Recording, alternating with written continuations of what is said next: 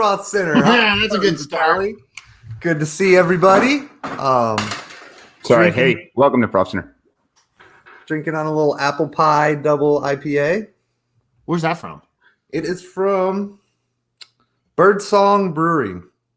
Is that up there in the Carolinas? Yeah, sure. Yeah, Charlotte. Charlotte. I should have kind of known that. Just want to give a huge shout out to vinyldisorder.com. They made us some stickers. Froth Boys. I know I had cut my hair now, but there we are. I cut my beard, but yeah. There we are. Yeah, there we go. Adam, how are you? I am well. I got to talk about a couple things real quick, like I always do. Frolfer Friday starts tomorrow. First one. Sign in 3:45. Tee off. Somewhere between 4:19 and 4:21. Hole 14. So you get $2 to play. Hole 14 every single week. We've got a free CTP for everybody involved. You're going to win a pair of these sunglasses from Gooder. You're going to win one of these Frolfer hats or some other Frolfer hat, maybe. And $20 every week. So we're juicing the pot on that one. Also, don't forget, tomorrow is the first time that you guys are going to be able to get your hands on one of these. Tomorrow night, Halfway Crooks, 8 o'clock after Friday night at Perkerson Park. Austin Lytle, what's up with you? Oh, guys. Usual. Just got off work, got home, jumping on the Frolfcenter. Welcome to Frolfcenter, everybody. You got some Sweetwaters or what? What are you drinking? I got some Ghost in the Machine by Parish Brewing. Nice.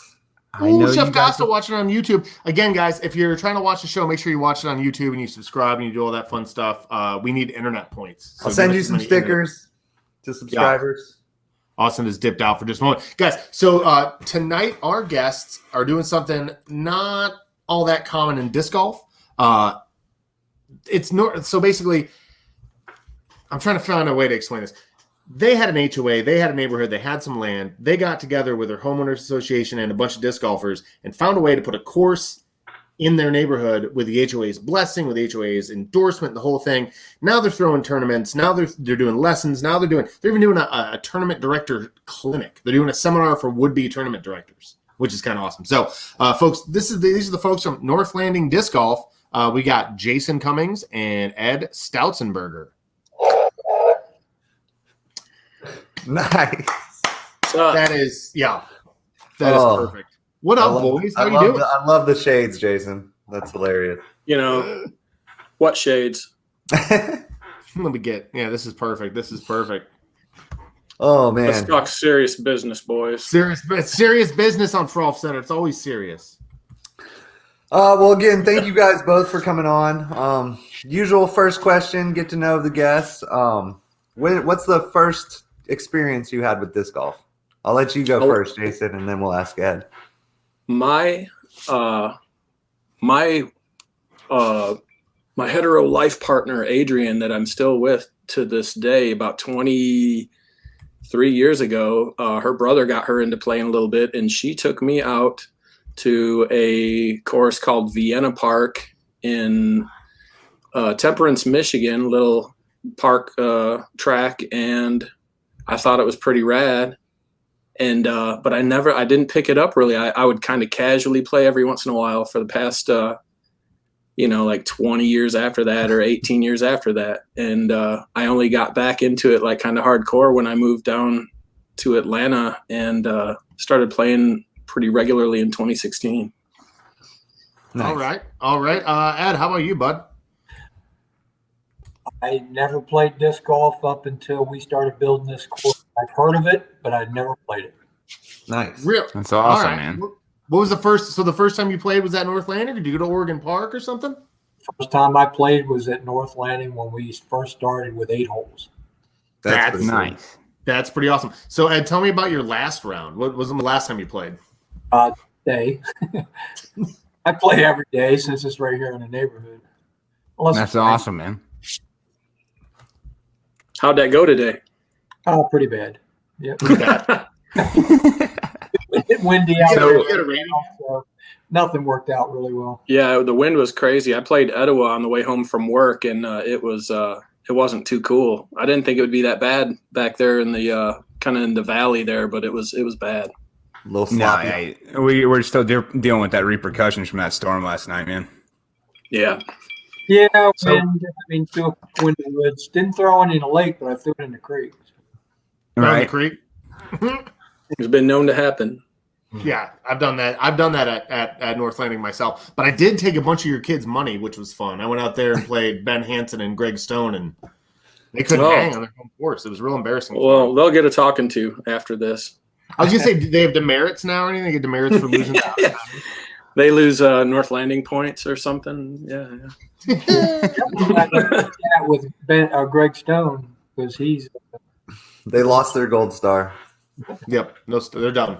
Cut them off. Cut them off. So North They're Landing's off- kind they're of North Landing's kind of a unique situation in that it's a semi-private course and it's amenity to the neighborhood members of the neighborhood, the homeowners association. I mean, like, Yeah. how did this come to be? Like, who designed it? Who raised the money? How did North Landing start? Jason, Ed? let me start. What we did is we had an annual homeowners association meeting. We just recently had our dam repaired a couple years ago, and they lowered the lake. The county did, and so we ended up with all this extra grass around the lake. And we were trying to come up with ideas since I've been president to try and raise some money to build a better homeowners association. Yeah, I mean, because we're struggling here. It's not mandatory, so whatever income we get comes from volunteers and people that want to be part of the HOA. So, like I said, we've been struggling, and at our meetings, coming up with ideas. Somebody mentioned disc golf, and I'm like, I really don't know nothing about it, but if we know somebody out there that can talk to me about it and see if we can build one, send them my way. And then 2 days later, Jason came walking up to me, and here we go. So. Yeah, I had So heard, Jason, what gave you the idea of it? Well, we used to screen print. Matt Hill, some of you know Matt Hill, my good buddy and guy that pretty much started the course with us. We have a screen printing business, and we did screen print out of the brown house in front of hole 13. It's our buddy Jez's house.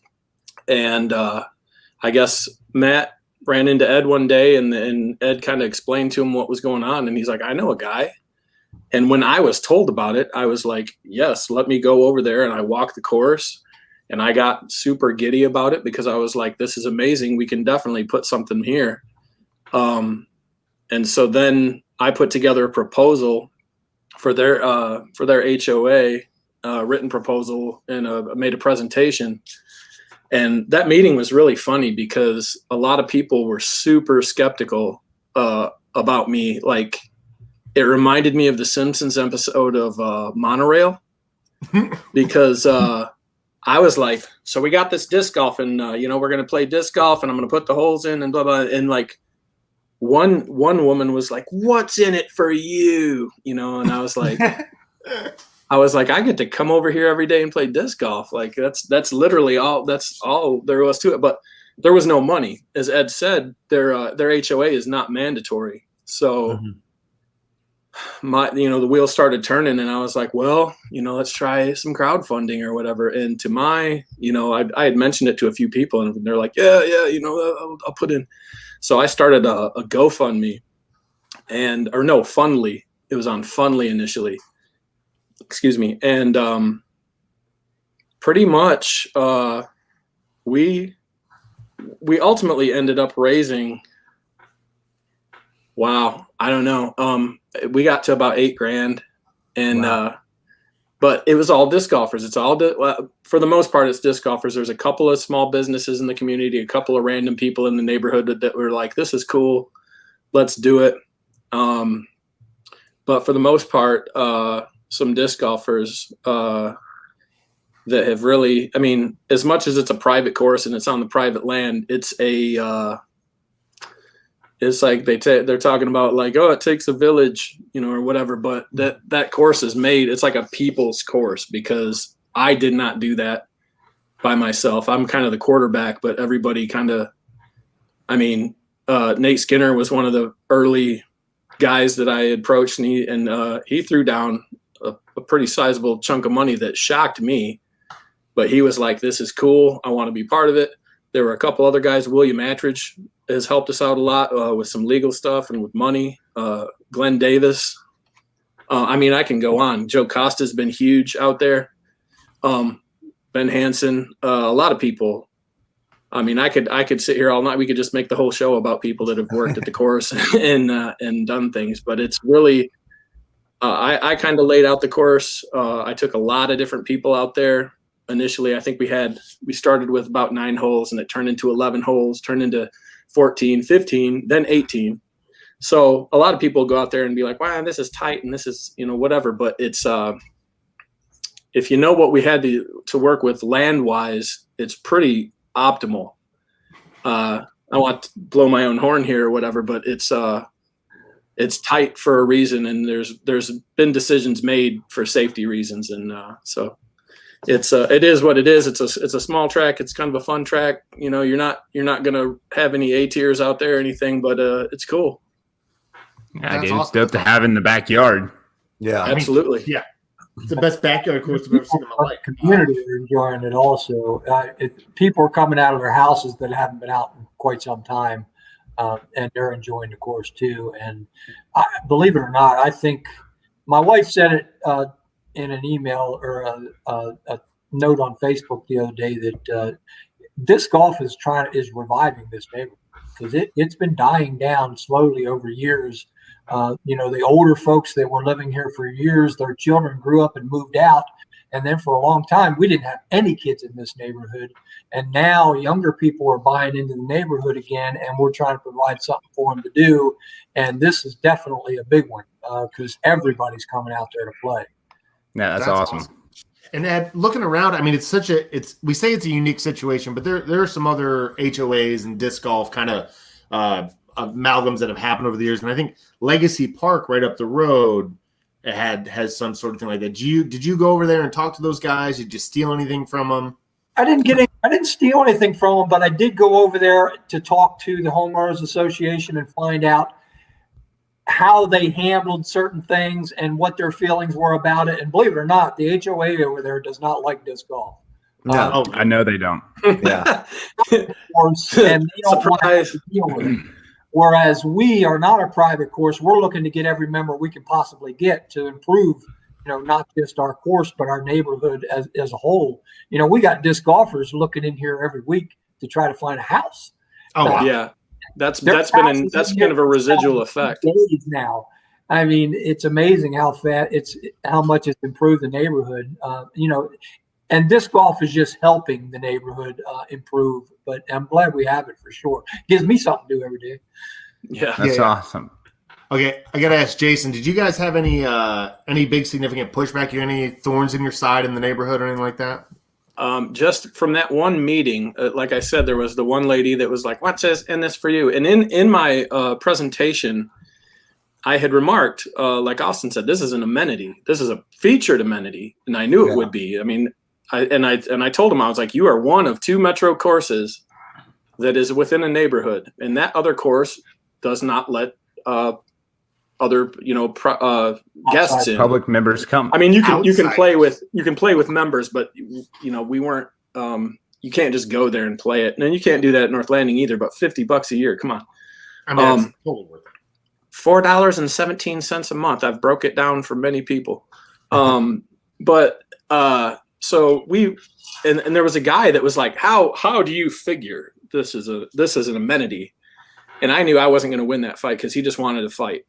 Yeah, so I said, scratch that verbiage. It's not an amenity. We'll cross that bridge later. I don't have to win this battle with him, Right. Right at this moment. And, but it really has become an amenity for the neighborhood. And I believe, if I'm not mistaken, projecting the membership that we had last year and what we're doing now, and everybody knows how big disc golf is right now and how much we've, whatever it is, COVID, Brody, whatever's going on.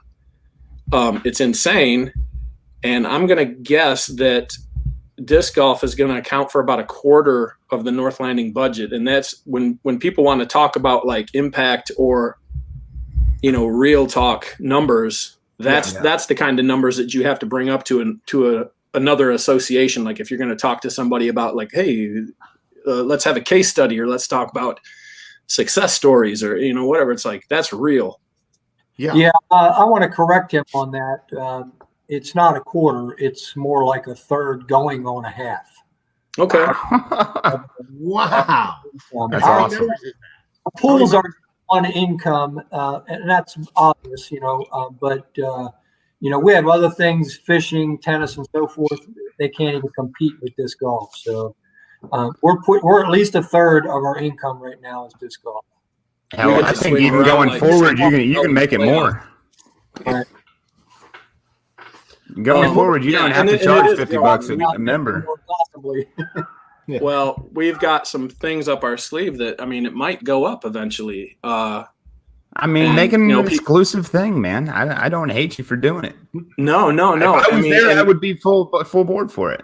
If we start to get crazy busy, because we're not to the point of like Oregon Park, or you go to Will's or wherever, and it's like, oh God, I'm waiting for 5 cards ahead of me, and we don't really have that yet. But another thing that brings in revenue is like the league. We have PDGA league starting this Monday.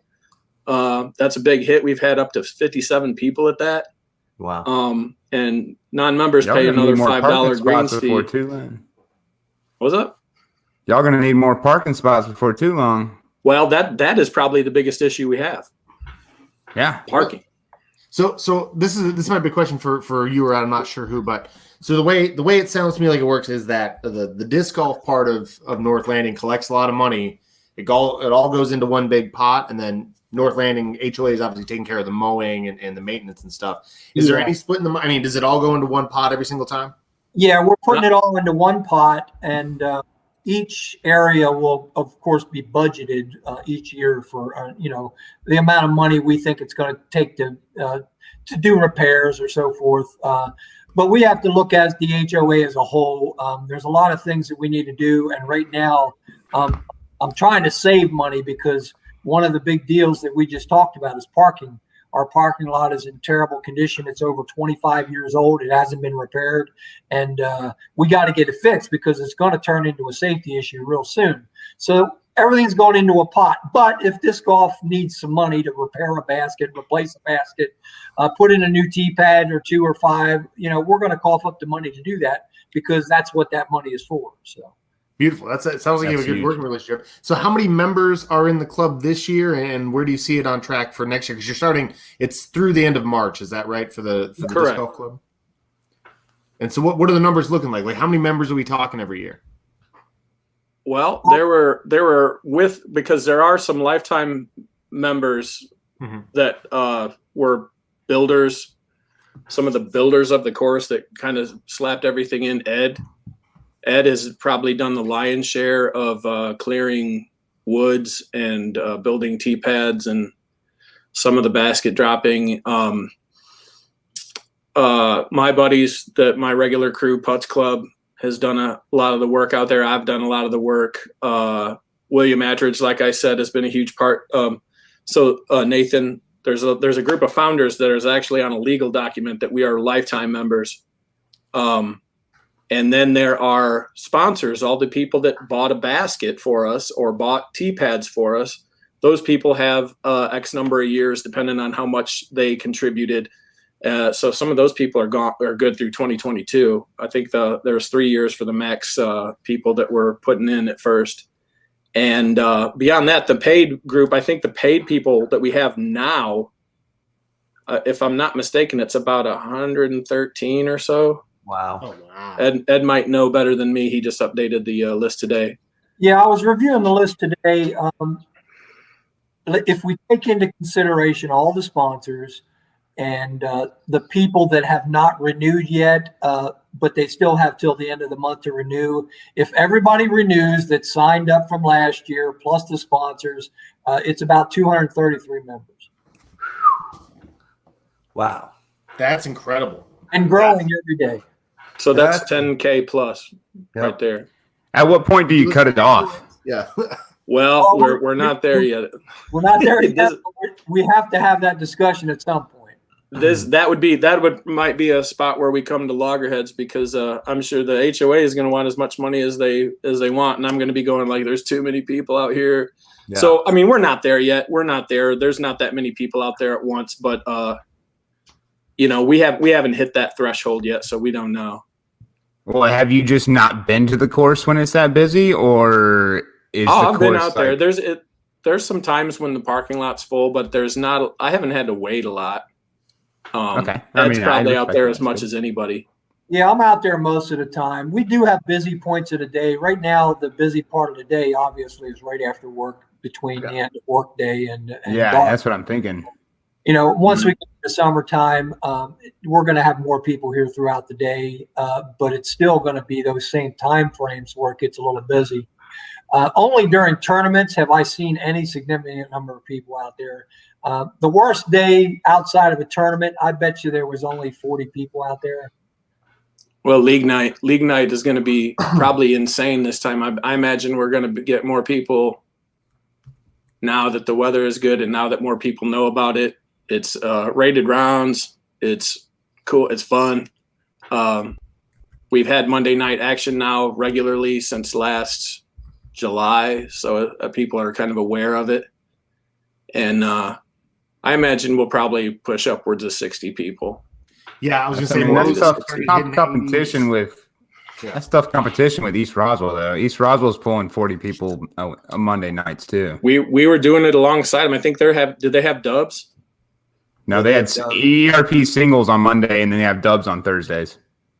Huh. Yeah. Well, when we did it, I mean, it is East and dubs. West, but they're pretty close. Yeah, they're not that far. They're one of the closer spots to But us. I think in that situation of Metro Atlanta, all of East Roswell's pulling from the east, where you Swanee, guys are northeast, pulling and from the west. Cobb of- County. Yeah, we're getting a lot of Cherokee, Kennesaw, Yeah, exactly. Marietta folks, and there's a lot of people out there. We're in kind of a cool spot because we're kind of dead center in between. And where there is no disc golf course. I know, I There's grew east, up there. If you've got a rectangle, you've got Etowah in the kind of the northwestern spot. You've got Oregon, and then you've got Sequoia, and then Wills or East Roswell, and then we're right in the middle of that little rectangle. So it's kind of there's nothing south until you get to Ferguson. Correct. Or Let's just you got not the little mention 9-holer. Dupree, like always. It's fine. Dupree. Who plays I don't want to Dupree for hate fun? talk Dupree. I played Dupree one time since our course has been in, and I threw my zone. I threw a second shot on 17 and clocked it off of the pavilion, and it went like into the water. And I'm like, oh yeah, and there's a reason why I don't do that. I mean, I say that, but I've thrown plenty of them in North Landing too. So, All right, so here's a question: if the disc golf gods handed you $100,000 to put into the course, where would that money go? into our course, Yeah, It's funny you should say something like that because we have another 40 acres. And we're actually thinking about, we're actually going to start walking it and seeing if it's even possible. Because there's a lot of wetland there. Yeah. But, if you create the right kind of channels and stuff like that, you can get water to flow better. And then it's not necessarily wetland unless, of course, that flood comes along. But that could happen anywhere. yeah. So, once we get done with this course, we are going to start looking into possibly putting in a second course. it'll be in there. It'll eventually be in there. I like It's gonna that. take some serious work, but if we It's got gonna be. Well, that's when the right the ball thing. we could potentially do it for sure. I'm like, because I mean, as much I'm proud of this course. I'm proud of what we've done. I have a huge sense of pride when it comes to it, and we've done a hell of a lot of work. I'm still working on the signs as of now. I've been telling people like for 3 months, yeah, the signs are coming, and they are. I don't quit working. Basically, I do a lot. I got my fingers in a lot of pots here. So our signs are coming. We've just dug the holes. I've shown some people the signs. They're cool. They're kind of similar to Frog Rock signs. I designed those. But yeah, we're gonna walk that new course. It's just kind of a daunting thing to be like, we're just about to cross the finish line. Let's do it again. Yeah. Like, let's start over. We But, certainly Same- need same- more be there. it feels about the same as a tournament director. Oh, dude, and that's something else I jumped into with the course. It's like, okay, well, what are we going to do now? Let's have some tournaments. So Yeah. I first helped out Robert Wilson with the Avian Open last spring, and since then I think we've ran about 5 or 6 things, Nice. and we've got like 8. We've got some questions in a little bit about Yeah. some tournament stuff for you guys for sure. Right I on. think Well, okay, we're gonna so drill down. a couple of two little fun questions. How many non-members do you think play the course in 1 week? How many you got In a week? Yeah. talking about people we Like need with out. somebody that they're supposed to be with, or just like, Poachers. The How many poachers the do you think? poachers. We haven't had very many. In a week, I would probably say 2. Right now, people are doing pretty good with it. People don't know so much about it, but I guarantee you at some point, when the word gets out about North Landing, they're going to start trying to sneak in here. You mean like they're we out start there. talking on the Wasn't- internet? wasn't We awful. still have a crew of people that are going to be diligent about checking badges. Well, And Ed- And I've watched him throw people off. So yeah, Ed kind of materializes from the woods and shit, and are like, "What's going on? Who are you?" And well, Get what out I of do here. because we don't have the signs in, I'm kind of out there and I'm just looking around, and all right, and at first I'm like, "Oh, there's Ben and there's Brad and there's Johnny and there's Joe," and it's like, you get to know a lot of people. But now we've got 200 plus people. So I see some guys, and that's why I try and communicate a lot. I'm a marketing guy. And so I try and communicate a lot on our Facebook page. And I tell people, I was like, don't get butthurt if somebody comes up to you and is like, hey, let's see your badge, because we all got an ID badge. yeah. And they do, man. If some people are like, what the hell, man? I'm trying to enjoy and it's like, dude, I don't know you. Come on. Don't be like that. But because we don't have signs they don't yet. belong out there. Well, no, and that it's not fair to the people that do pay, and there Yeah. there have been people. But what I Absolutely. have found is when I do find people, I'm like, "Yo, what's up?" And then they're like, "Let me join up right now," and they join. Yeah. Yeah. They were just taking No. a test drive. That's What all. about And we let people. We're not like crazy about it. It's like, Yeah. you want to come out and try the course? Yeah, let us know. We'll come out and try the course. Yeah. We want people to do that.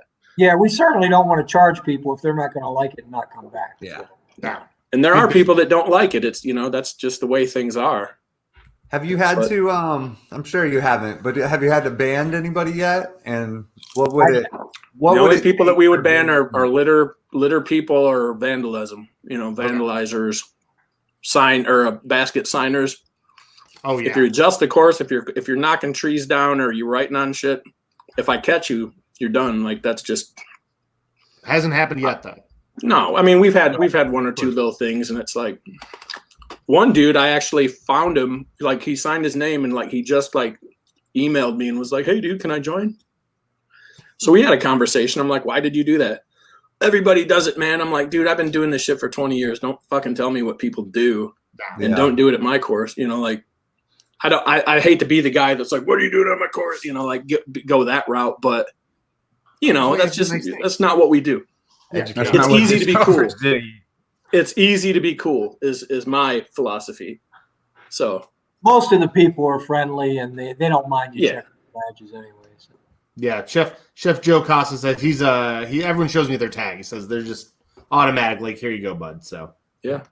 Skinner, 'Cause Joe's what's up, bud? because Joe's a hard ass, he buck up. I'll bow up on him. Oh yeah. Yeah, You you know will. Joe. You ever seen that little guy? Dude, Yeah, he's I probably got like go-go gadget knives in his bag. He's got everything in that bag. Guns for show, knives for a pro. Yeah. Yeah. Right, Whoa. Boom. He wears that hat, that old fisherman's hat out there. He's probably got gadgets Yeah. stashed up underneath. You know what he Yeah, does? absolutely. Little punching bag that pops out. Yeah. He's got Penny and I forgot the dog. Gadget? No. Sprocket? Sprocket? No, maybe Sprocket. That's from No, that's Fraggle from Rock. Jimmy Neutron. Yeah. We're getting all tangled up. Yeah, we are. All right. Anyways, hey, so with the new talks of the new course, I'm a bit of a course designer. I want to know what you looked at when you were walking the property that made you decide that you wanted to put those holes in those positions. I've played the course. I'm sorry. I've played the long. I put air quotes. Mhm. I walked along, and I actually got rained out the one time I went out. Oh, you played at the Skinner Safari. Hi, Mom. Yeah, that was great. That's legendary. The rain that rained on us and hail, and it stood over the course and did not move from that 1 mile. Yeah, I stood in that little headquarters with Ed for maybe 2 hours before I decided I was like, yeah, I'm not gonna try to play this course anymore. Well, I remember that, but I didn't remember who I was with.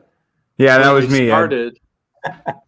When we started, I walked the course. I took a lot of pictures, and I had it in my head. I was like, I do not want to make this Dupree. Again, I don't want to throw shade at Dupree, but I was like, I don't want to have Dupree, big brother or whatever. Yeah. So I at first I walked it and I had like 17 holes, and this is before we cut the fairways out for 3 and 4 and 8. Mm-hmm. So they still would have been short holes. I mean, our holes are generally not super long. We got a couple 400 footers but so then I was like, okay, there's going to be a lot of beginners on this course, but I don't want to make it completely weak sauce. So I walked it with a couple. I got Brian Gord out there to walk it. I walked it with a number of people. I think Adam Martin was out there early. There was a couple guys that, big arm guys that I'm like, what's up? Because I had envisioned like the dam being like one hole, like launching from the end of the dam down by the pavement, down by the tennis courts. And I was going to call it the Dragon Tail. It was going to be the signature hole all over. But what we found was like people are going like into the lake, into the ladies' yard, into the spillway. And it's like, okay, we need to rethink this, because this is the only guys that are getting this are the big arm guys, and everybody else is going to be like, oh, I fucking hate that hole. So, your Dupree 15, like, let's skip this. Kind of, it's right there, but you got a 50% chance of kicking, and losing your disc or whatever. So there was a lot of choices that were made like that. We walked it. I walked it with, guys that were brand new at this. I walked it with some big arm guys, and we kind of started getting, and at first it was one pad, one hole, 11, one pin, one pad, 11 tee, 11 holes. And then it was like, well, let's get 12. Oh, one would be cool here. And then, Stone, I was out there with Stone one day, and he kind of suggested like, what's back in these woods? And we're like, shit, we don't know. And so then 9 came to be. And so again, that hive mind, that it takes a village kind of thing. A lot of people kind of had input. I kind of ultimately made the decision. The last hole to go in and be decided was 14 by the tennis court, which is probably the most controversial hole and kind of one of the, in my opinion, kind of one of the worst holes on the course, only because it's right by the tennis court. Yeah. It is a safety thing. There was a lot of people come at me and say, "Oh, Jay, man, why don't you do this? Why don't you do this?" And I'm like, "Yeah, I thought about that." Old 18, kind of. Yeah. Well, where you had to throw over the tennis courts. Oh no, I didn't play it when it was like that. You still got the pavilion there that you kind of got to go at. Some people do a crazy route by the pavilion, but I get it. Yeah, but everything is thinking about safety, and we got some stuff that's kind of like, and the course is still in the baby stage. Like we got 7 and 10 fairways that are going parallel back and forth. We're putting some trees in. We've got 17 and 16 that, like, if you're on the 17 long, you're throwing right over 16 basket. So we got to kind of have people keep that in mind. And is that optimum design? No. There's going to be some people, and there's been people that have come out to the course and criticized the course. This is bullshit. This is why are you doing this? And it's like, dude, this is what it is. It's like, It's a private course. Yeah, you get what you're paying. You're playing in the neighborhood. Like, be grateful that you have that. That we have the 18 holes is like amazing, really. I mean, it started as 11. So I haven't played there. When you refer to what you wanted to do with the dam versus what it is now, is it 2 holes now from what you wanted to do? We're actually playing down from the dam. It's like 3 holes. It's like 3 holes? Yeah, there's like 3 holes that play with the dam. 13 goes over the dam at the end. Yeah. 14 goes down by the tennis court, and 15 goes out by the lake. And that's one of my favorite holes, is 15 that goes by the lake. It's one of the most crazy putts in Atlanta if you get kind of perpendicular to the lake. There's When like I was talking to from the tee, it looks like you got 15 feet. It's crazy. Oh, you got like 10 feet, maybe. Maybe. It looks like you've got a lot more when you're standing up there. Yeah. So I was talking to Jay Pointier. We had him on a couple weeks ago. He's another tournament director. And it looks like he's starting to basically combine holes and call it like a gold level course. Like he has 22 holes that are great, but he combines 16 and 17 and leaves, a gap. You got to go around twice? What's that? No, it makes it 18 because he's got 22 holes. Yeah, he's got 22. Oh, I got you. So he's only combining a couple. But what's basically what Skinner did with the Safari round, he made a gold level 9-hole that you loop twice. Right. And I got to play the 9-hole loop, and I saw every one of the holes. And, I respect what you guys did out there, and it's exactly you cater to what the audience is and what you're bringing. No, it's not. It's definitely not pretending. And pros get mad. Why do you not have pro events? Why are you not doing pro stuff? Because pros would thrash. The pros would thrash that course. Our advanced players will go, 15, 16 down on, some of the longer layouts, and that's just what it is. It's like, and we are having a pro. I'm having there's a pro event in June called Lord of the Flings, and it's going to be all open players. First, I'm putting it in. We're going to put some cash into it. We're going to do some stuff. Give them some. I mean, it's going to be. It should be pretty fun because if everybody's getting at it, I mean, you're going to see a lot of variance from round to round because there can be a lot of stuff that goes a little haywire around the lake. So, I make every event different. Another thing that people need to consider is in a few years, the course is going to be changing because we've planted a considerable amount of trees around the course closer to the lake. And that's going to affect your throws. It's going to have to change down the line a little bit. Matter of fact, Matt planted some more trees yesterday. Yeah, we're adding a bunch more kind of obstacles and refining the course. The course of today is going to be not what the course in 5 years is going to be. And that's awesome, dude. That's what it should be. I'm definitely looking forward. Please call me for sure whenever you guys start walking those woods for the new 46 acres. I'm all about it. It's gonna be very tight. It's gonna be technical. I've got a pretty good eye for it. We've got some good disc golf courses coming up in Georgia here, and we'll make an announcement here later. But awesome. Is there anything that ever drives you crazy just about other courses now that since you've designed one that you go out to and you're just like, God, why did they do that? Or like now that you start thinking like the safety thing and all this other stuff, is there something that drives you crazy about courses? One of the things is I would say maintenance, because I run into a lot of stuff, and this is our situation, and I'm not trying to project what we got going on other public courses or whatever, but there's a lot of stuff that I see, Mark Sheldon.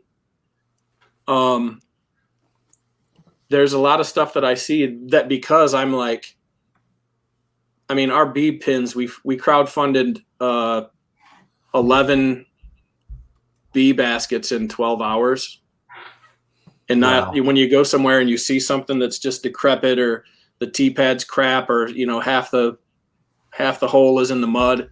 And, and this goes back to, okay, there's the marriage between, we know that we got to do all the work. So we're not like, hey, Parks and Rec, why don't you guys do anything? What's going on? We know that we got to do the work. So we do the work. We don't have to wait on anybody. We don't have any red tape to go through. We don't have to propose anything. We say, hey, we want to build a new pad back there. 2 days later, we got a pad back there because we do it. And that's the beauty of what we have. And I think when more people experience this, or when people find, because a lot of that land, that was land that was never going to get used. And that's the way that the land is around some of these other places. It's land that is otherwise unusable by almost any kind of sport or any kind of recreation. You can throw a disc golf, a couple baskets, a couple holes back there or whatever. And sometimes if you get, crazy with it, you might get a whole course. Yeah. I totally respect that, man. I look forward to working with you. Yeah, that's Awesome. Okay, so you guys are also doing something besides being a unique situation and having the HOA has your back and you're making all this money, it's working. You're also doing something that's really unique through the Atlanta disc golf scene here. You're going to have a seminar for would-be and up-and-coming tournament directors hosted at North Landing. So you're actually going to take these folks that really want to get involved in disc golf the way you got the bug and you guys wanted to get involved and bring disc golf in, and you're gonna give them like the best practices. You're gonna tell them what's up. Can you tell folks what I think this is an awesome. Disc golf is growing so fast, and we need guiding voices, and I think you guys are trying to provide that. So, well, that's the whole thing. I was an idea that I kind of came up with or whatever, but when I mentioned it to some of the gals, it was like, Jason, hold that thought. And the gals are kind of like a 3 or 4 prong, like they're kind of the Cerebus of disc golf. Like you don't just deal with one of the gals, you deal with all the gals. Oh yeah. So, and we love the gals. The gals are, you know, primo. Yeah. And we love having them out. We want to do as much that we can with them. But yeah, so they said, hey, we had that same idea. And I was like, well, why don't y'all have it out at our place? We've got the facilities for it. So yeah, we've got a seminar come up here at the end of the month, the 31st, that's going to have 20 people that we're basically just going to outline. So you want to have a tournament. Okay, here's what you got to do. You got to go to the PDGA. You got to get it, get your sanctioning. You got to talk to your Parks and Rec. You got to do this. You got to do this. Oh, you want to order the players packs. You have to do this much payout for this. You got to do this. Just kind of pull the curtain back on it and do like a bullet pointed kind of remove any kind of mystery from it. Because I think a lot of people would kind of do events, and I think people are starting to do events when people see other people like. Because I didn't know what I was doing. I just did it. I was like, I've played a bunch of tournaments. Yeah, it's like, let's go. Let's do it. And you know what? Every single one of these, something screwed up happens. We learn. We just did the tag thing the other day. About 3 cards didn't get on the UDisc thing. So we're distributing the tags, our North Landing tags. And then it was like, hey, dude, I beat that dude. And, oh, yeah, we texted you our thing. So we had all these tags distributed. And then it's like, I had the 8 tag. I ended up sacrificing. I got 63 now because I was like, dude, you take mine. I will, our bad. We're in charge. We're running it. Not a big deal. But so that was a learning thing. The next time I will personally have everybody entered in UDisc before we blow the horn. Yep. Now problem solved. But just stuff like that. It's no disasters. It's nothing that's derailed us or anything. But every single tournament I go, oh, we're going to do that different next time. We're going to, and you know what? People have fun at our tournaments. People have that's what it's had big praise about them. Yeah, that's the important thing. I've got a question for you, Ad. I know, Jason's got his own way of kind of building the sport out from his point of view, but is there, and I'm a novice when it comes to HOAs, I know nothing about them. Is there a way for you to contact people who run other HOAs? Is there like an HOA organization, or are you part of any sort of professional organization where you can say, hey guys, we've been crushing it with disc golf. Y'all better get on it. To be honest with you, no, I don't reach out to any other HOA. The only other person in an HOA I've talked to is Jason when he was president of his community, and his community was just too tiny for a disc golf course. But yeah, I mean, I don't know how you would go about that. It would just have to be a one-off thing, just call them up and say, hey, there are organizations. We've got some land. Hey, North Landing's been successful. Why can't you guys do it? We're printing money over here in Marietta. Let's go. Yeah. Yeah. It really is a very unique situation with the land. I mean, it is. I mean, the whole thing really, if you kind of look at it with a long view, it's like, okay, what if Ed wouldn't have talked to Matt that one day? What if they would have had enough money and they didn't have to get the dam fixed and had to lower the lake and whatever? It's all this like, if this, then this, then this, and here we are. So, I mean, it's just one of those things that is, the situation was perfect, and here we are now, and we're going to keep going. And I mean, I'm starting to do, I'm like taking some of John Hook's classes in his wife's business class. I'm sorry. And his wife has a business aspect of that. I did a seminar about actually making money designing, and it's been pretty eye-opening. But I mean, I've been living it for 2 years now, so I'm like, let's take the next step. If that's what, and I love doing it. So it's like, I would like to keep kind of put forward momentum on it and keep on doing this. Hey, I work for a disc golf design company firm. Like, please hit me up. I will be in contact with you. Awesome, dude. Austin's to hand out business cards this whole episode. It's been good.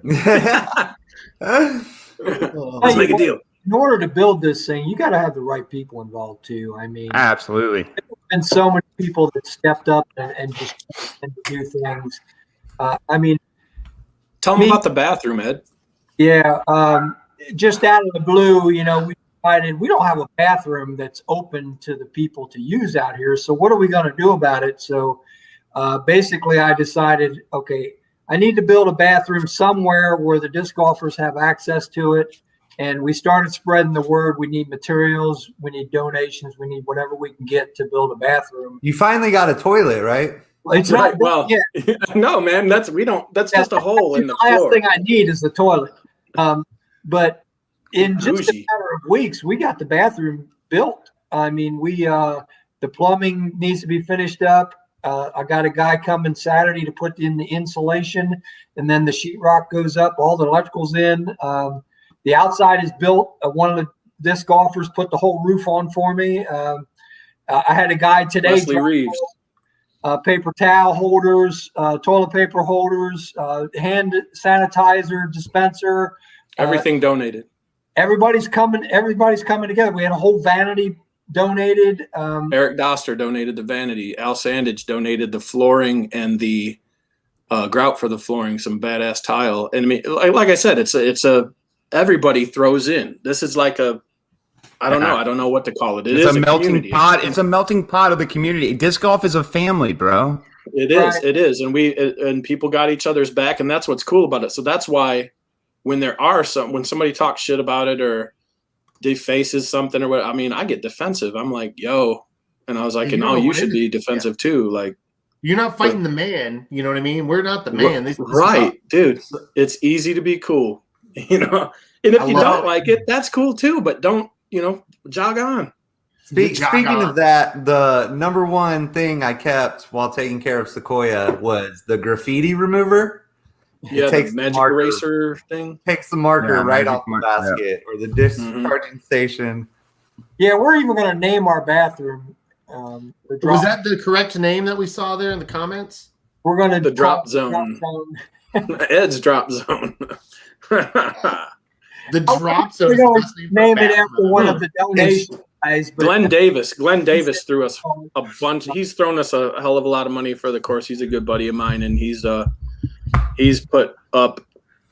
sponsored an entire hole, 2 baskets, 2 tee pads, a bunch of money at the bathroom. He's been a huge part of that too. Like, I'm trying to remember all the people that I'm like, oh man, this dude, and there have been so many people. I mean, that have given, and we're gonna have everybody's gonna be on the tee signs and our kiosk sign and everything. But it's just like I really want to. I hate that I'm thinking about like some of the people that I'm missing, but there's a ton of sponsors. We'll tag them at the end. OP's bathroom is known as Joe Costa's office, in case you guys don't. That's correct. From when he was the weather guy. He was the weather guy? I remember that. I saw that episode. It's crazy out here. Yeah, you can't forget that one guy who cut down 300 trees in one day to create hole 3. Jeez. That guy, he's a maniac. Yeah. That guy. Yeah, he's a maniac. Check that guy for PEDs.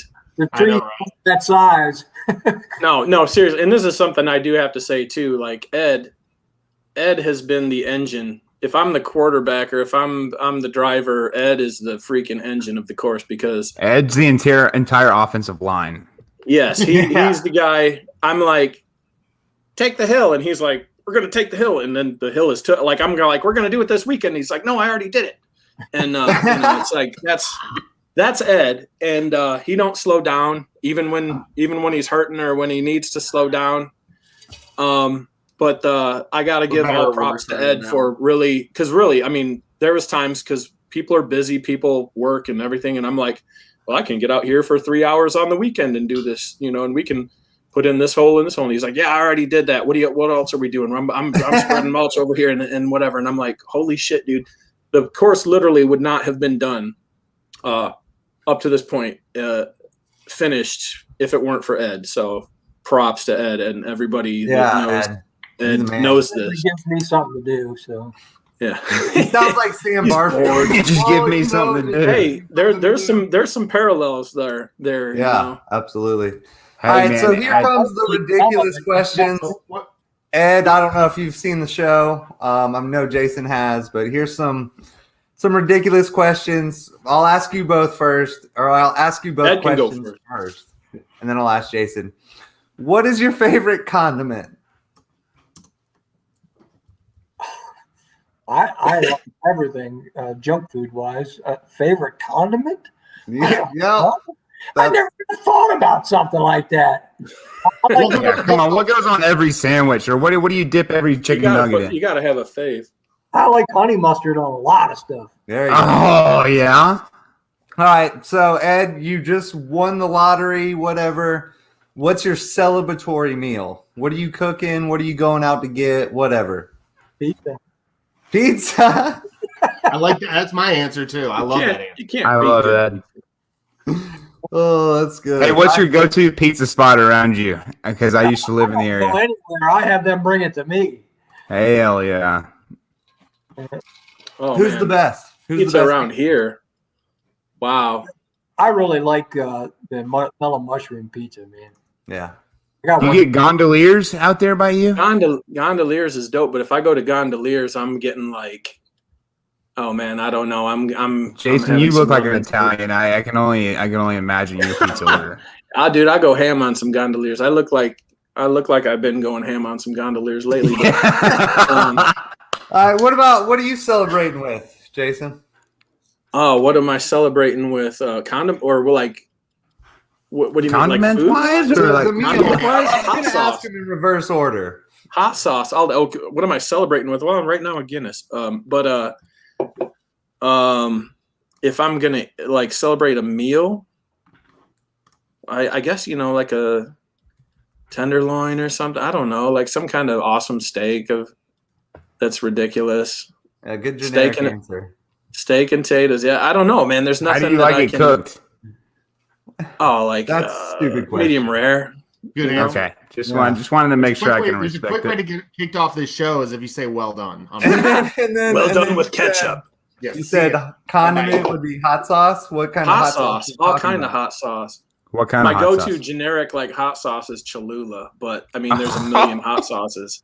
Come on, baby. No, that's that. Like I said, that's like the go-to generic. But I mean, That you've goes got with that one goes on Louisiana, the you've eggs got- and the bacon. You can go to the stores and they've got the one-off things that some dude made in his basement. I mean, there's a million. There used to be this really cool one called Hot Lana that had peach in it that was really It had good. a I Sherman. remember that, It was peppers yeah. and peach, and it had General It was Sherman good. I got it at like Dogwood Fest or something, and I was like, "This is the shit." Candler But I Park never saw Market it again. still sells it. You can still get Yeah. it at Candler Park No Market. shit, it's good. It's really good. Yeah, I've had Jay that. Green just said the mayonnaise is fucking. I agree with that. The Mayonnaise. mayonnaise. I don't is- even fucks with mayonnaise. Not at None? all. Miracle None. Whip? None. Oh, that's all. Actually, no. Duke- Boar's Head makes Dukes a or none of it. gourmet.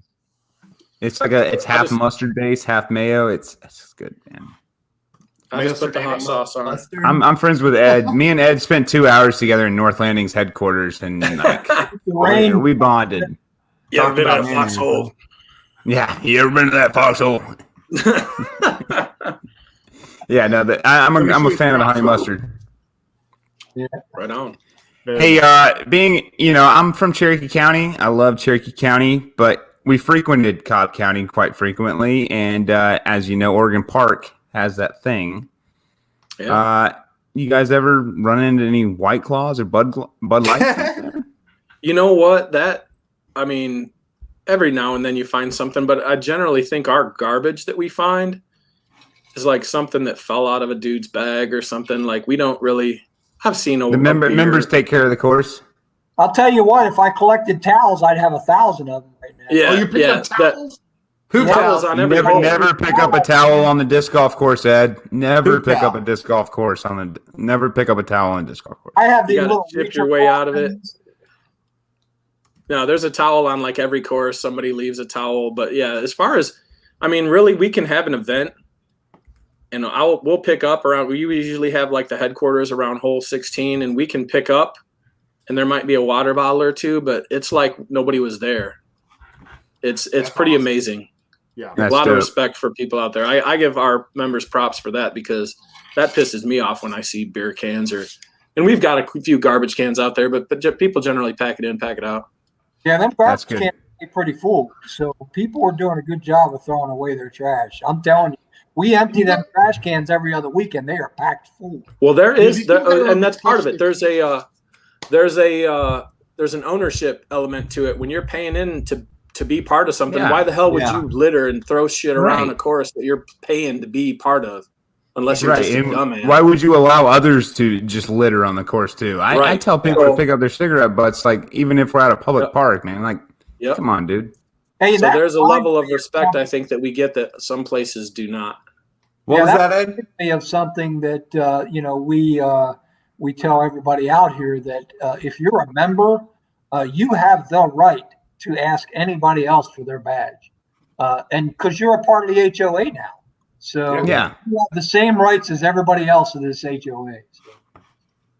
Hey Ed, what's your favorite hole on the course? My favorite hole is 13. You haven't got any aces yet? I got an ace on 18. Yeah, you're the man, Ed. Nice. Jason, what's your favorite hole out there? My favorite hole is, I believe, 4. 4. You've got a couple of different options. You can go right or left of the big split trees. The long hole, you kind of got to rip it out there. I like 4. I like 7 because you can kind of bomb it out. There's like 430 or 6 or something like that from the long, so the water comes into play. That was one of the complaints that I had read. It was like, this course is for right hand, backhand people only, 0.5 stars on UDisc or something. And I'm like, dude, you gotta you gotta post your shit and leave it. Do not look at what people review your shit. No. I'm like an internet junkie. I get granular. I'm giving you a piece of advice from a disc golf course designer. You got to, dude. I know, and you're not gonna. But my whole thing is, you're not gonna please everybody, and But I'm more mad that I can't respond to it because I'm like, don't blame the course for your shit game, bro. Like, don't. Yeah. There's plenty of forehand dudes and lefties that play that course and fuck it up. So. Don't cry to me about review that makes me think you find a lefty to just smash him, just take him out there, beat him by like 9 strokes, shut him up. Whatever, and again, I get it. I don't care if you don't like it, jog on. You don't slag it though, and get 0.5 because I'm butthurt about fuck off. Good. You got a lake in the middle of it. You can go one way or you can go the other. I could have designed it clockwise or counterclockwise, and I think the world goes clockwise, if I'm not mistaken. Except in Australia. Oh, I mean, they're on the opposite side of the country. Ed, I know you haven't played any other courses in Georgia. Jason, what's your favorite course in Georgia? No, Ed, we've got Ed out. Other than North Lanes. Okay, it's been out. Okay, what's your favorite course in Georgia, Ed, besides North Landings? Yeah, it was about to be North Landing all day. Actually, I do so much better at North Landing because I play it all the time. I've been to Wills, East Roswell, Sequoia, and Dupree. They're just hard because they're different to me, and I'm a beginner too. So yeah, but I'm starting to do better at Wills, than I am at Roswell, and finding my way through the trees. Wills is tougher than it looks. It really is. Wills is where I began my golf, I would say. I started to stutter and make it sound like it was internet, but nice. Began. What about you, Jason? What's your favorite course that's not North Landing? I gotta say, like in Georgia or wherever. Let's say Georgia. Atlanta, I said Georgia. I want wherever, but Georgia I'm an Etowah guy. I gotta go with Etowah guys. Okay. What about in the entire world? Hickory Hills in to Traverse City, Michigan is a dope course. I like Cedar. Is it Cedar Hill? Cedar Hill in Nashville. Nashville. Memphis. Is that Cedar Hill in Memphis or Nashville? No, I think it's Nashville. It's Nashville. I'm pretty sure it's That's West a cool Tennessee, course. yeah. But I mean, my game is like it's the most inconsistent thing. So I can throw a 950 round, but I'm generally like a 860, 850. Like I'm a wreck. What an honest man, dude. What an honest man. Those beers have got you feeling right. But no, that's just the truth of it. I didn't even really start taking it seriously until I was 40.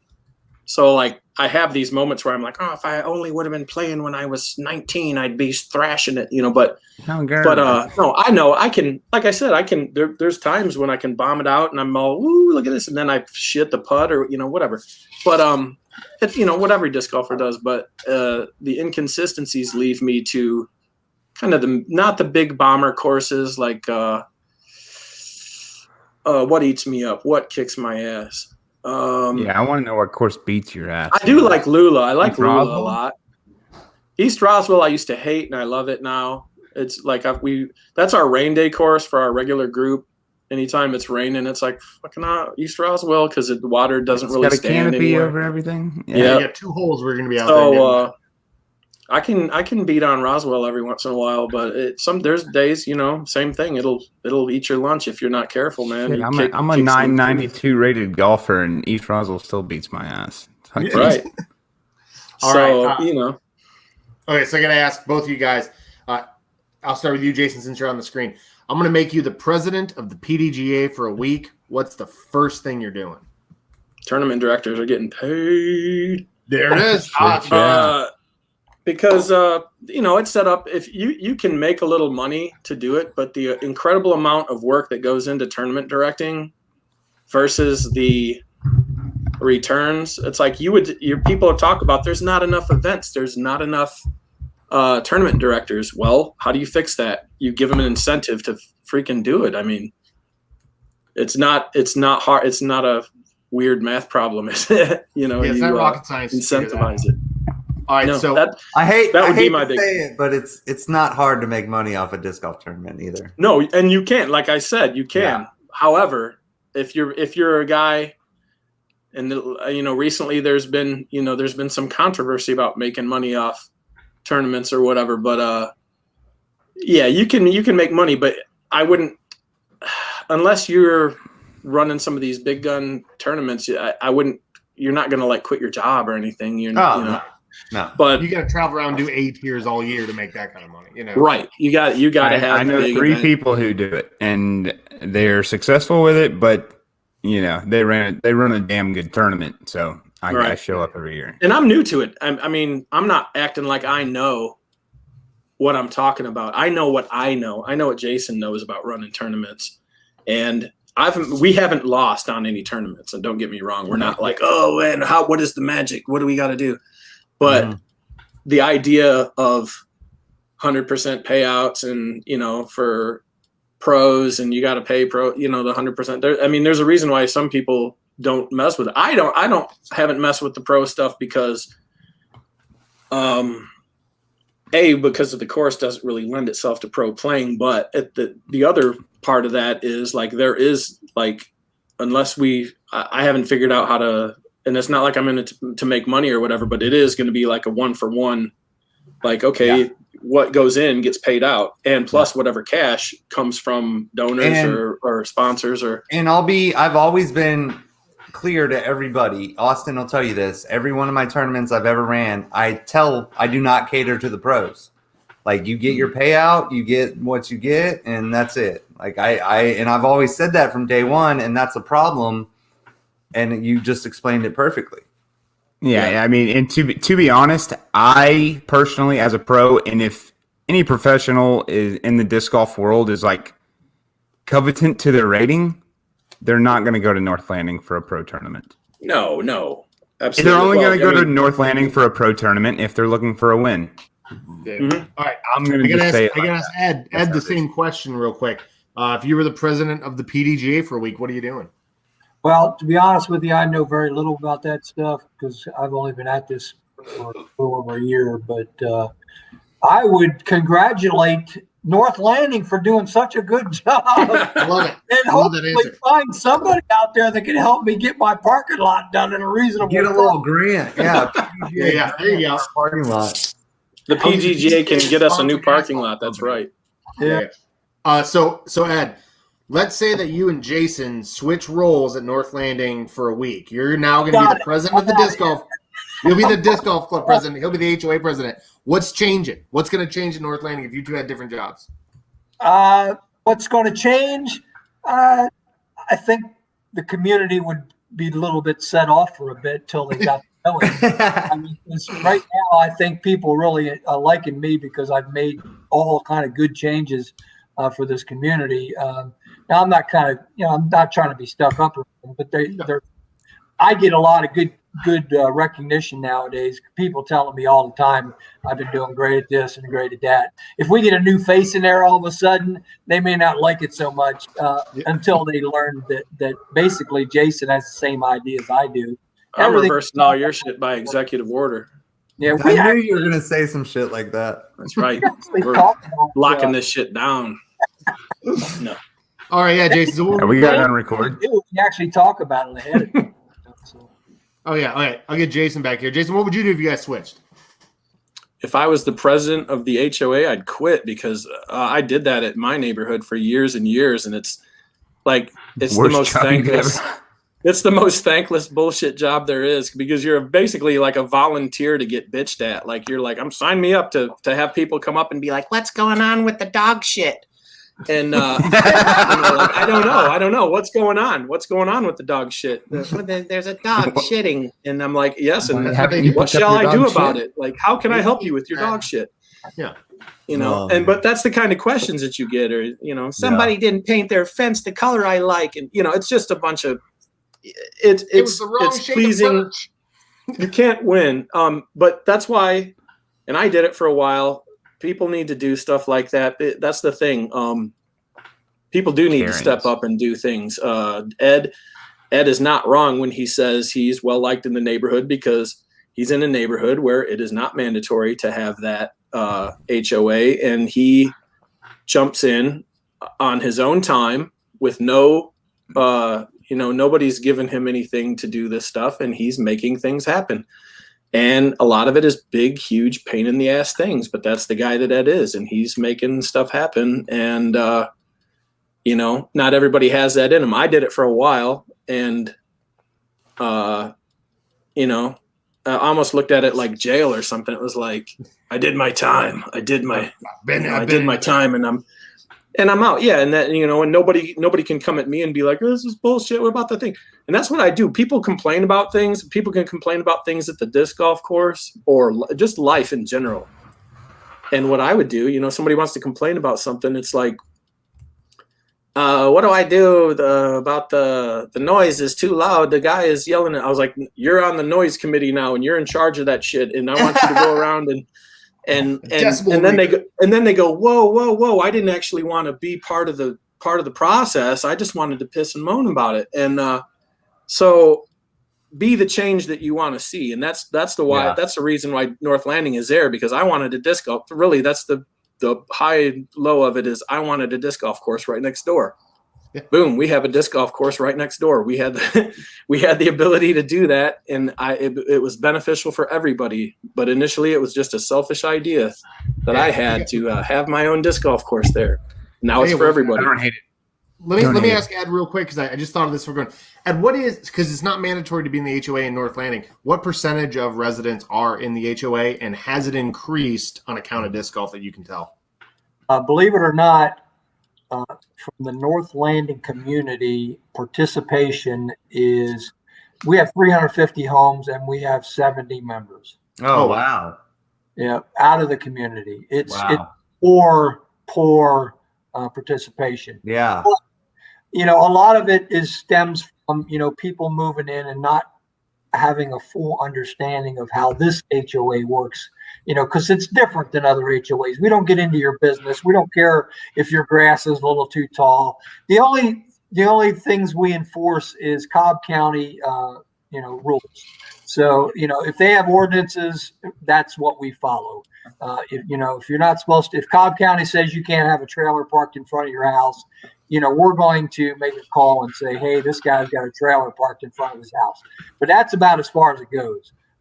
And the more we get people to understand that we're not the difficult kind of HOA, the more people are going to start to join.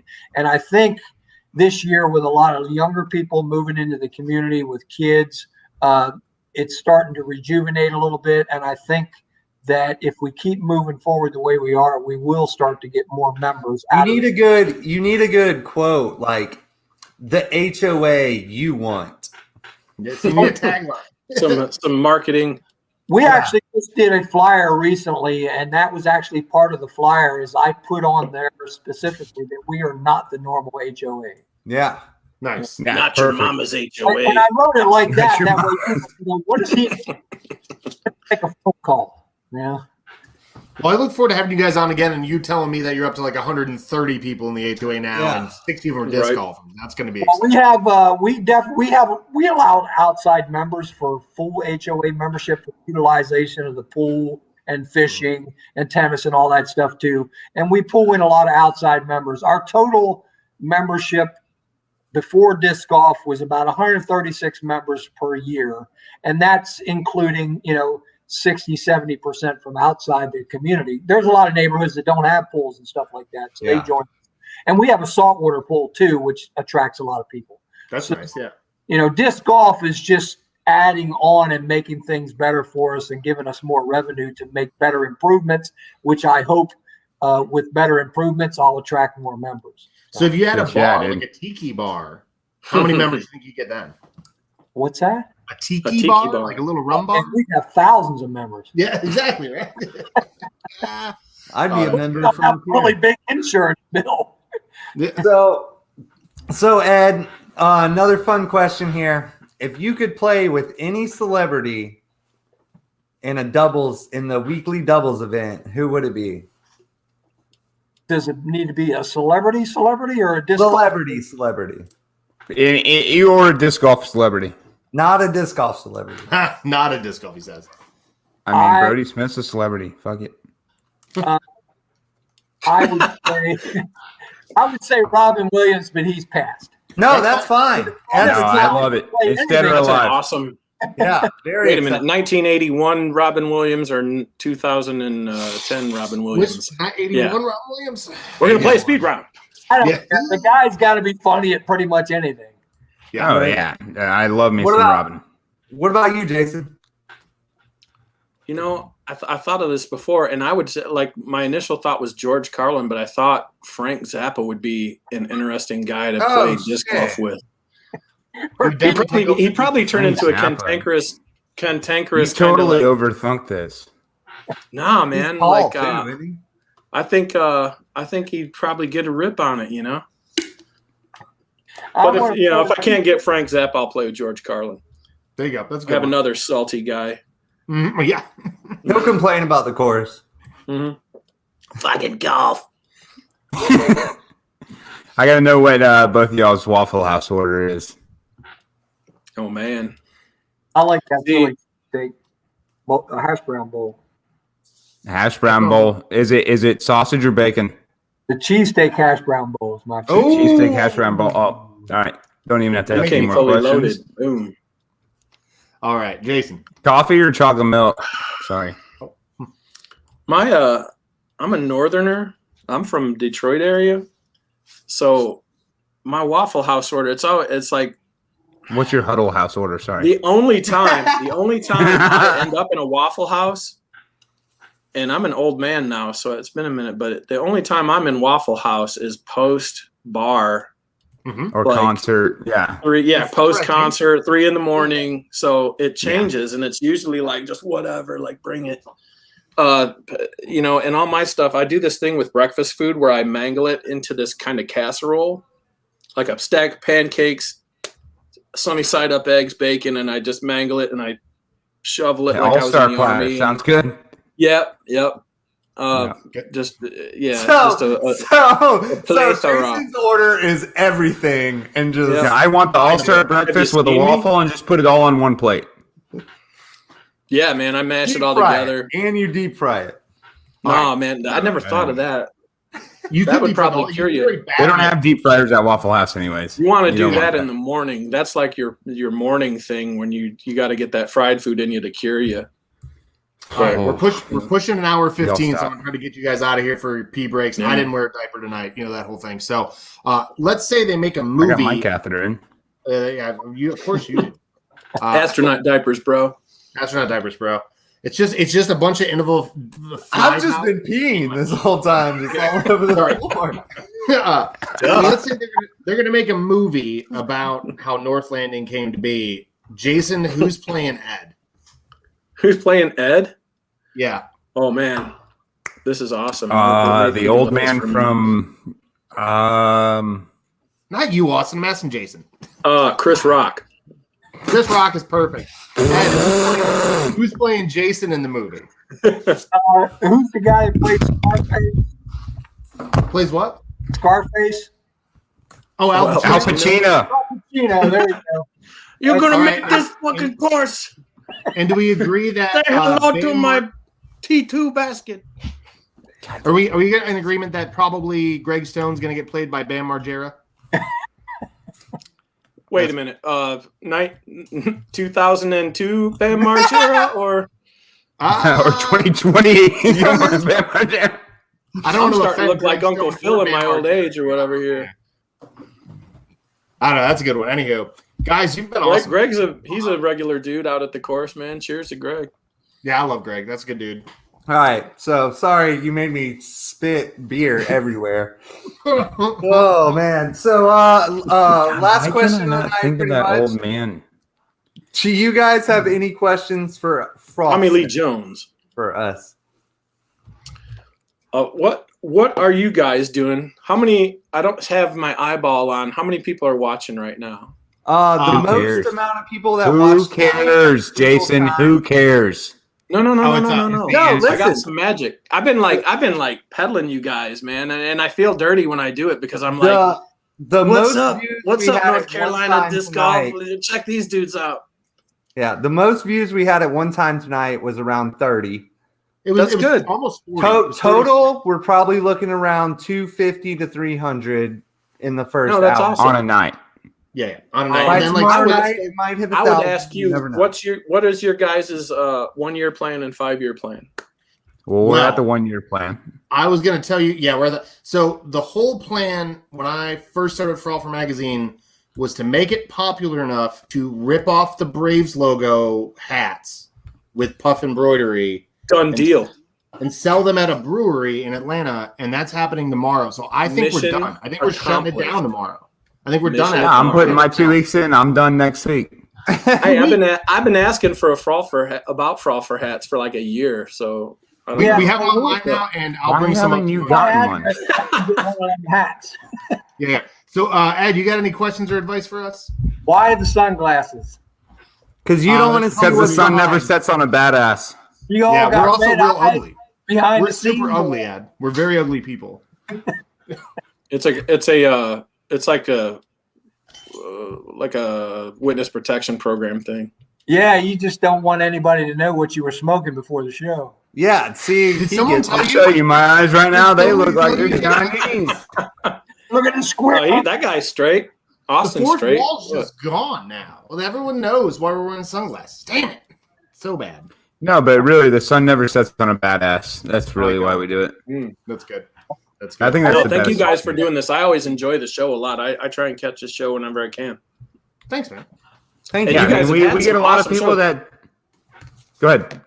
No, I was gonna say, that's the thing that I'm like, sometimes I'll be watching it and it's like, you got Philo on and there's like, I'm like, there needs to be more people need to be seeing this is my thing. I'm like, more people need to see this because what you guys are doing is awesome. The guests that you have are awesome. I mean, not including us or whatever this is, you guys got to grab some low hanging fruit sometimes, but but it's an enjoyable show and you guys have like, legit people on it and it's sweet and I enjoy it. Well, thanks, man. Shit, yeah, dude. I Yeah. appreciate it. It really. And I think a lot more people enjoy it, Yeah, now that I know it's here, I'm gonna have to start checking. Well, I appreciate it. Hey, Yeah, we're boys. growing. We're growing a little bit. It's good. Cool. Hey. Yeah, man. Give a steps. plug to North Landing. Tell everybody where they can come follow you, join the membership, do all that good jazz. I love you guys. Thanks for coming on. Hey, man. Thanks. Thank you. Ed, we got we're on Disc Golf Scene. You can join up on Disc Golf Scene. There's a tournament, North Landing membership 21, 22. We're having a kid tournament coming up that we're looking for sponsors for on April 18th. It's an all juniors tournament that's going to be sweet. We've got 50 kids signed up right now. It's a PDGA tournament. Bring your kid out. We got full players packs with all the discs that they need, a bag, a towel, and a mini. And we've got all kinds of other stuff going on, and you can check us out on our Facebook page or Instagram at North Landing Disc Golf. Thanks, Frolfcenter. Yep, we accept cash, check, Venmo, or PayPal now to make it easier for folks. So,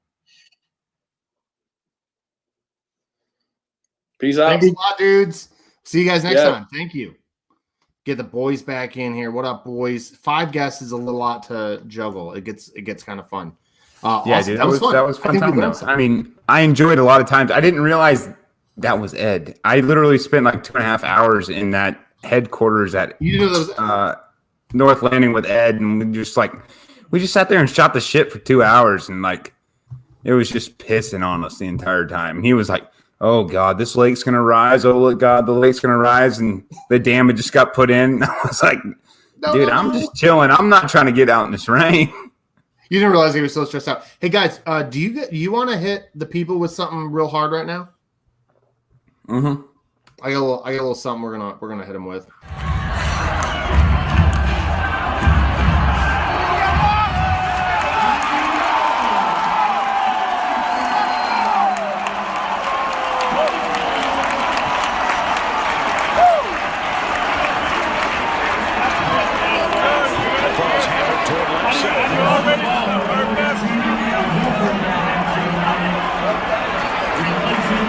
He's gonna drive one. This is unbelievable.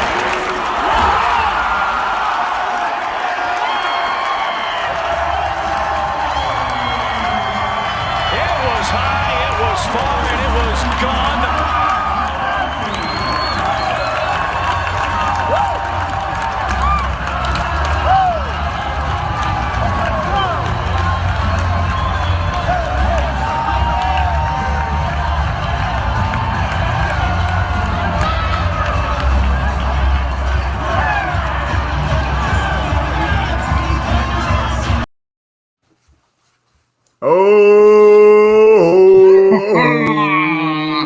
Yeah, don't forget, Frol for Friday starts tomorrow. If you guys want to win one of those hats before they go on sale, you better get the CTP on 14. Tee off at 420. I'm Adam. Thanks for watching. We'll see you guys next time. Can you guys see me? Hey, it's Cody. Just for the reference, just behind that video that we just saw, next week we'll be announcing that there could be a new course right there. Ooh. There is going to be a new Right course behind there. it? Directly behind it. Like 9. Like 9 new holes at JP Mosley. And by- we're gonna do that with the boys next week? We'll tell. Who's coming on next week? Yeah. Next week's the celebration of the 9 holes at JP Mosley. Planet Earth Designs, Contrast Artists and Ales. Please join us 7:30 next week. And look for more information coming soon. I might have leaked already too much. Harris is going to kill me tomorrow, but I got a mullet. He Everyone's can't be happy. Your mullet was disappointed. good, though. I should get you. Okay, I'm out of here. I'm Austin Lytle. See y'all next week.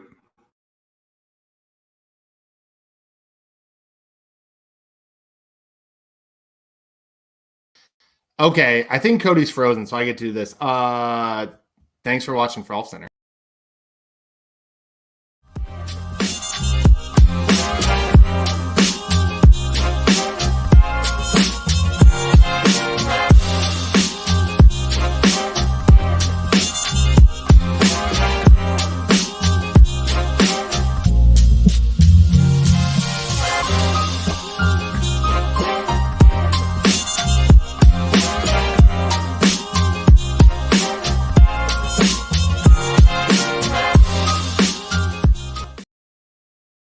shoppers. Can I get a fucking oh yeah? Thank you.